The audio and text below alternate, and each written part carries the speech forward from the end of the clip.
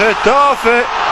Gol Valera, Getafe o conduce pe Barcelona din minutul 67 cu 1-0 și această partidă, dacă nu și acest campionat, se complică foarte mult pentru catalani. Iată, Barça este condus la una dintre cele mai slabe echipe ale acestui start de sezon în Spania, după mai multe oportunități ratate. La poarta lui Moya, campioana Spaniei și Europei, primește gol la al doilea corner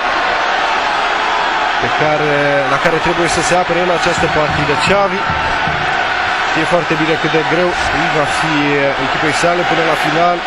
Dacă până acum Getafe s-a apărat cu disperare, probabil că pentru ultimele 23 de minute ale acestui meci o va face cu și mai mare urgență. Mascherano se îmbracă, nu are de ce să intre. Iată faza, iată-l pe Piqué, sărind de acolo. Da, de lângă Keita a trimis Valera.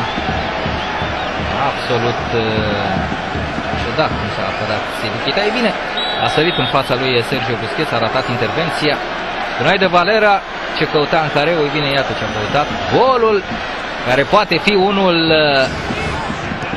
incredibil, unul al unei mari surprize. Prima victorie după 4 ani pentru Getafe în fața Barcelonei, a doua din istorie. Mai este însă mult până la final, suntem de-abia la jumătatea reprizei a doua. Nu va mai intra Mascherano pentru că nu mai are ce face Guardiola cu fotbaliști defensivi. Probabil Pedro va fi o mare pentru Guardiola.